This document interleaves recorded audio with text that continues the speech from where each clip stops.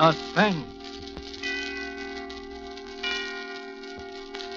Tonight, is Jackie Cooper as star of The Clock and the Rope, a suspense play produced, edited, and directed by William Spear.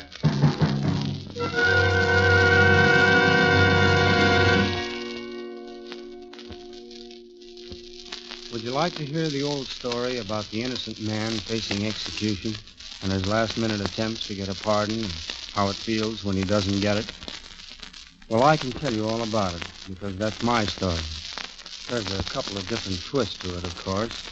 There always are. For one thing, it happened to me. And now I keep away from people.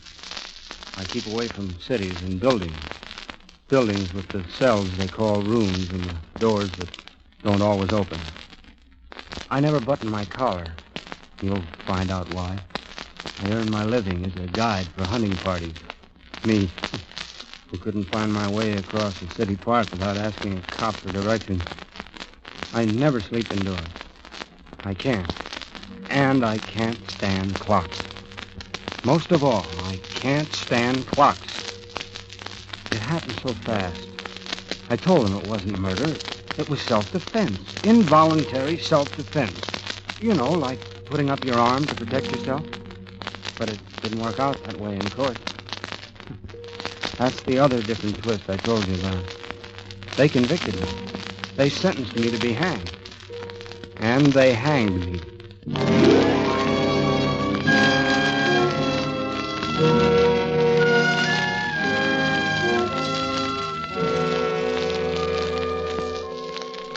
I was night man. Sell a little gas, do the rough strip down for some repairs that had to be done the next day, take care of any transient overnight parking. Then this girl started dropping in for gas every other night or so, late. I liked her style, but I was too shy to say anything. I guess she figured it. She would sit with a sort of little smile half turned in her seat to watch me while I filled the tank. Then she'd pay me and pull away with a funny look in her eyes, as if she was getting a kick out of the way I acted. Then one night, instead of pulling away when she paid me, she spoke. Oh, come on. Open up. What? Say something. I've been here 20 times. You can say a word or two, can't you? Hello, or it's a nice night. It ain't. Well, I didn't know that you wanted me to. And, You're a funny fella. I didn't look like I didn't want you to, did I? Or don't I know my looks anymore? Oh, sure. I thought Tell me, did I hear somebody call you Hank the other night? I guess you did. My name is Henry. Henry Guilford. Did your girl call you Hank? Well, haven't you got a girl? No steady girl, if that's what you mean. What would you be doing with a steady girl? Working here every night. Oh, I get one night off. Go to a dance or something. Oh, better. Sure, Hey, say, do you like to dance? I have, then. Well, I'm off tomorrow night. You ever go to the Arcadia?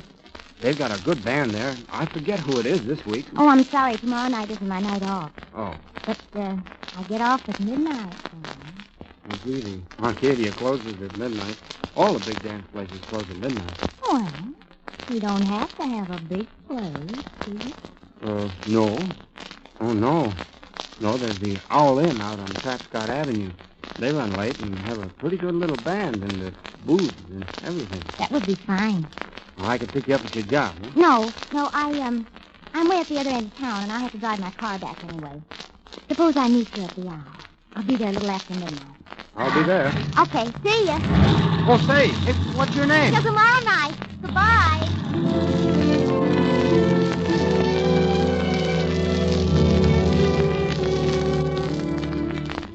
That next night, around 11:30, I caught the trolley going out along Trapscott Avenue. The motorman was old Steve Hoffman. He had known me since I was a kid, and he read me about my new gray suit, and especially about wanting to get off at the Owl Inn. Said I was stepping out in fast company. We got there in about 20 minutes, and I started up the driveway, kind of thrilled at the idea of a midnight date. I was just starting up the steps of the inn when I heard voices coming from a grove of trees to one side. Nobody, I tell you. Don't give me that stuff. I followed you all the way out there. Who you meet? Nobody. Okay, for giving me that, you get this. Ow! Get back here. Hey, what's this? So this is the guy you're going to meet, huh? Swell. I'll take care of both of you now. Hey, what's going on anyway? What did you hit him for, Joe? He's got nothing to do with it. Get up, Hank. Run. This guy's crazy. Crazy? Well, then call somebody. I'll handle him till he comes. No, you get out of here. Now run. You want more, huh? Well, I got it right here for you. Get the black... Run, Hank. No, you don't. Hey, now let go. No, you don't. You don't grab this. You got him, Hank. Hit him again. Hit him. Hit him again. Well, that did it, I guess. Say, who is he? He would have done worse for you. We used to go together. Well, I didn't know you had a steady fella. I thought when we made our date You didn't ask me. Besides, we were breaking up. He had no right to interfere. Well, what do we do now? I mean about him. You better go. I'll take care of him. You mean leave him here with you? Well, he'll... Please go. There'll be more trouble for you two. Go ahead, Hank. I'm going to leave here right away, too. He'll be all right.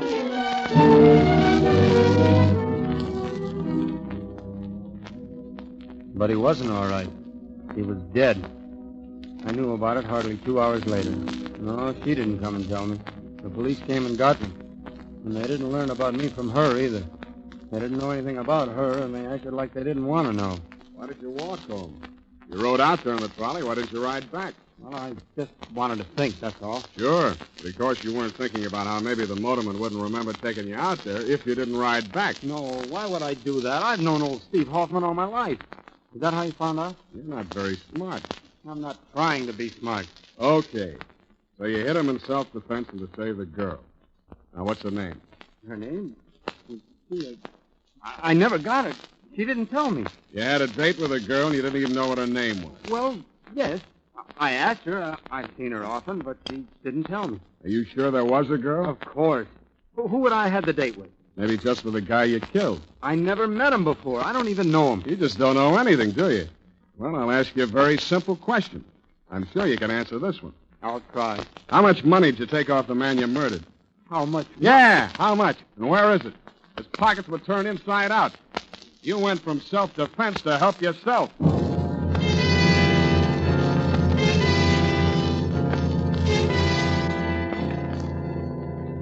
They pushed me around some after that. They'd take me to court and then back to my cell. Half the time I didn't know what was going on. They gave me a lawyer, Mr. Hall, Bailey Hall. He'd do the talking. He kept asking for things like reduced bail, time for further investigation, continuances to find witnesses. Just sort of stalling all the time. I don't know why.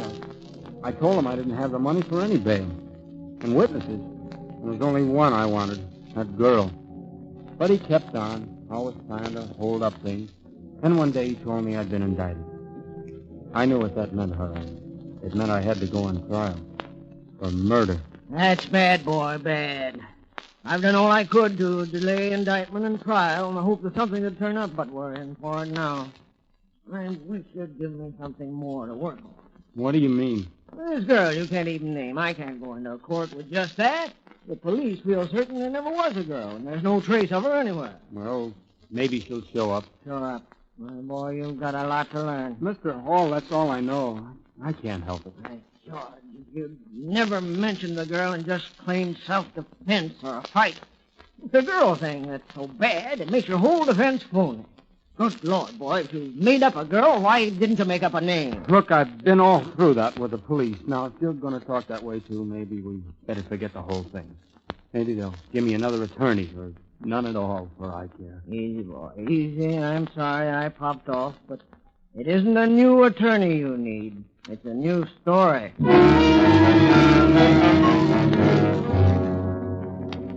Yeah, that's right.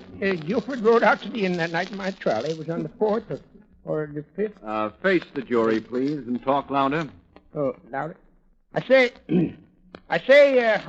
Guilford to the inn that night. It was about 10 after midnight. We got out and started for the inn. Did you notice anyone else around? Any girl, for instance? Girl? No, nobody else. That'll be all, thank you. The defense may have the witness. And as soon as we started to talk to Guilford, he confessed to striking the blows. He talked about doing it in self-defense and about a girl he had a date with who witnessed the fight. Have you been able to trace this girl whose existence is claimed by the defendant? No. No trace of her at all? No, sir. No trace of her at all.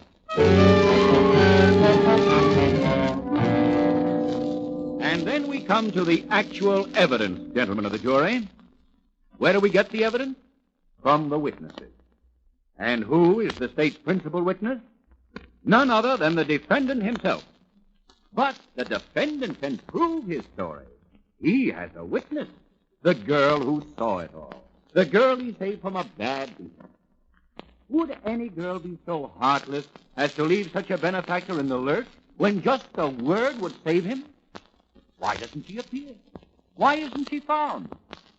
No, there is no trace of her, not even a small-sized note. In other words, she is behaving exactly as you would expect someone to behave who is not real, but just the figment of a desperate man's imagination.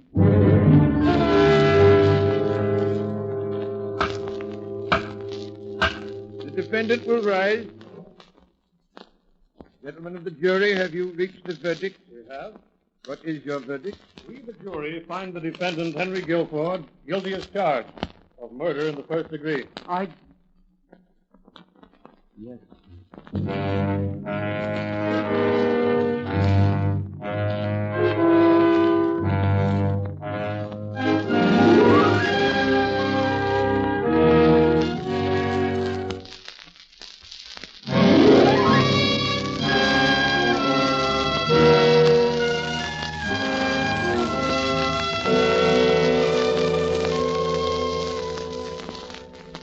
My boss at the garage and the fellows who worked their days chipped in some money. I had an uncle in West Virginia who sent Mr. Hall $50 in cash and a promissory note for another $50. And I guess Mr. Hall put up some money himself for expenses. Anyway, he kept appealing the case all the way up to the state Supreme Court. But it didn't do any good. Kept coming back to the original decision sustained, Mr. Hall said. All this time, the courts had kept changing the date. The date I was supposed to be hanged. Now, all of a sudden, I knew there weren't going to be any more changes. The last date set was it. I think I started to suffocate right then. There was something growing in my throat that wouldn't let me breathe. The evening of the next day, McGill, the deputy warden, came into my cell with a couple of guards. He told me I was moving. I knew where. It was down on the main floor. A row of only 3 cells. It was the last stop. Death row.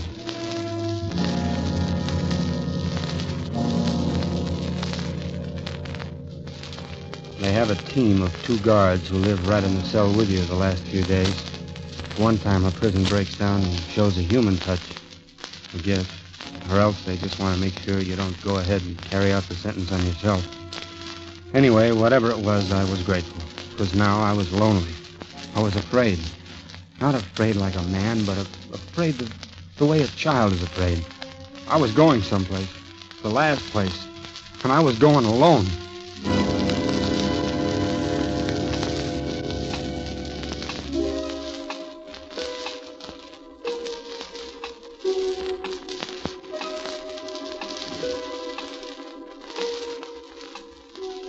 The thing you feel most the last hours is the time. The clock. Remembering how often you wished it would hurry so you could get off work or out of school or see your girl or go fishing. You remember a million hours like that, when 6 hours is all you got left. Outside, you know they're watching the clock, too. Not like you are, but they're watching it. All the usual people concerned with an execution, doing the usual things. Your lawyer, the warden, the governor maybe, newspaper men, guards, the executioner. I know what every one of them was doing as they watched the clock that night. He told me afterward. Now I'll never forget it. Clocks all over the state, ticking away my life.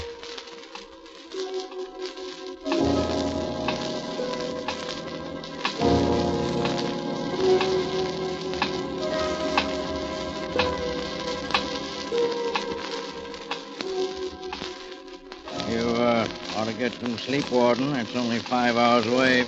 Yes, I know, McGill, I know. I wish I could lose this pain in my chest. I think I'll lie down here on the couch for a little while. Yes, do that. When shall I call you, Warden? Oh, make it an hour beforehand. 5 a.m.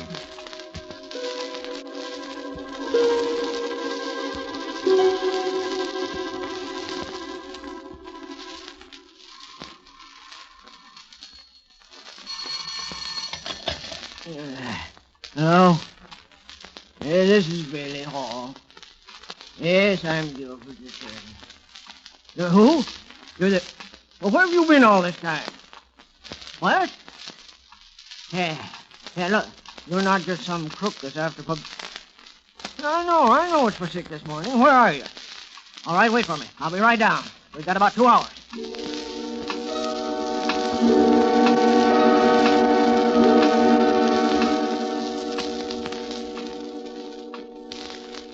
I'll stake my reputation on it, Governor. This is the girl. At least it deserves a stay of execution. It's true, sir. I swear it's true. I've been in the East. I just haven't heard about it till tonight, but it's just as he said it was. Self-defense. And the money that was taken out of the dead man's pocket? I took it. I needed it, and I had every right to. He's been my husband. Very well. Richard, Yes, Governor. type out a stay of execution on the Guilford case for 3 weeks. Bring it in and I'll sign it and you can take it down. All right. You'd better phone the warden to make sure, though, Governor. That boy's only got about a half hour left.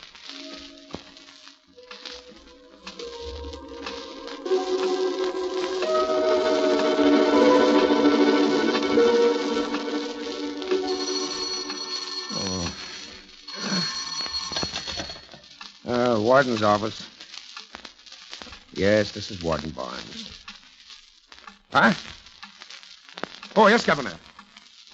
Young Guilford? Oh, you don't say so. Why, that's splendid, Governor, splendid. Yes, sir. Yes, sir, I'll let them know right away. Yes, sir. Oh, McGill. McGill.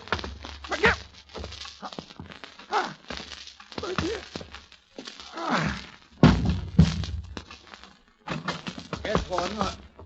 Harry, Jack, come here, quick. What's the matter? Something's happened to the warden. Help me get him up on the couch.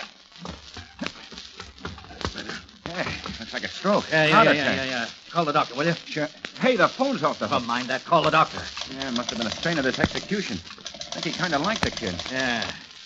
5:30. Well, I'll have to take over for the execution.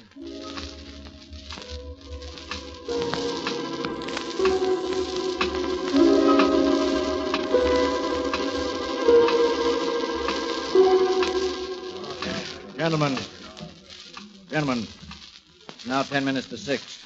In a few moments, you will be admitted to the ground floor of Blockhouse A, where the scaffold has been erected and where the execution, which you are to witness as newspaper men and members of the medical profession, will take place. You'll find rows of benches. Please take your seats quietly in any of the rows except the first, which has been reserved for members of the medical examining committee.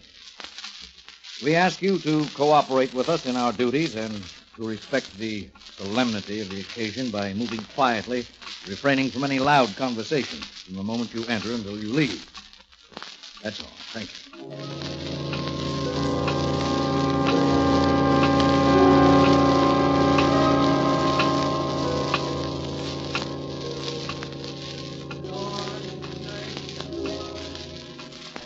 The minister was reading from the Bible when I knew it was time. They were coming for me.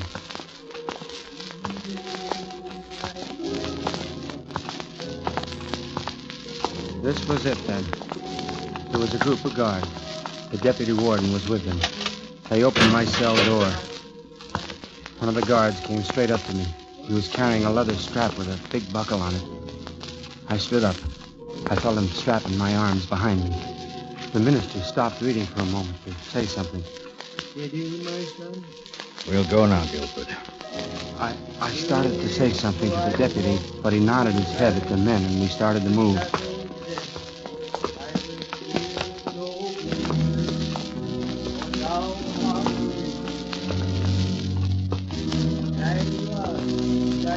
The two guards who had been in the cell with me stood back, and one of them reached over me and put his hand on my shoulder for a second. I tried to say goodbye. I walked and realized I couldn't breathe very deeply, though I wanted to. Just short breaths were all I could take. The deputy turned around once and looked at me. He seemed nervous. That bothered me. I wish he wasn't so nervous. Then we got to a door in the corner. Through that, then another door. That was already open. I walked through, and I was in a room full of men. But my eyes went to something else. There were the steps just ahead of me. Unpainted, wooden steps. They led up to a platform. And from above that, up there was, I saw the rope. Yes.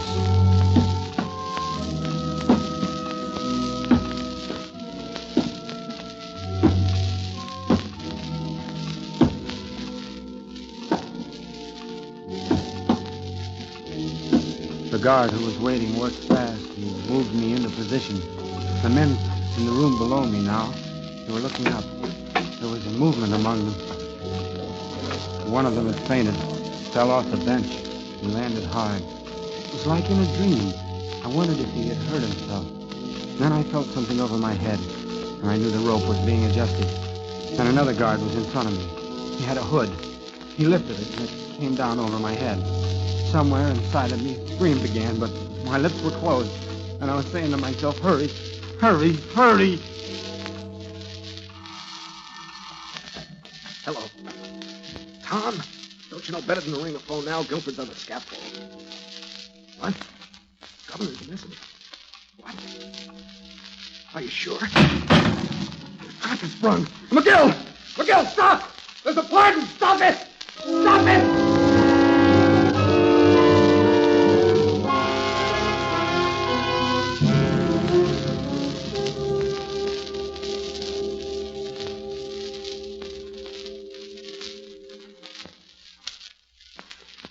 No, a man doesn't always die right away when he's hanged. They talk about the neck being broken and death coming instantly. No, not always. Death doesn't come for a long time. For some men, it's nearly 20 minutes. For others, it may be less. But never under 12 minutes before the heart stops. You can check on that. Me? I was up only a few seconds. They cut me down, and the doctors worked on me right on the wheel stretcher that was waiting to carry my body out. No, I didn't lose consciousness. I sometimes wish I had. I sometimes wish I'd gone then instead of being brought back to remember every bit of those last hours. There was a new trial after I was on my feet again, but I don't know what was said. I was free. I saw the girl, Judy. I know her name now, and I thanked her. Neither one of us knew what to say after that, so she just went. Yes, I never sleep indoors. I never button my collar. I don't like building, any building. It's got stone and steel and holds you in. I want to be out here where I can see the sky any time I open my eyes. And I open them often. I think too much when they're closed. I hear the clock. The clock. The clock.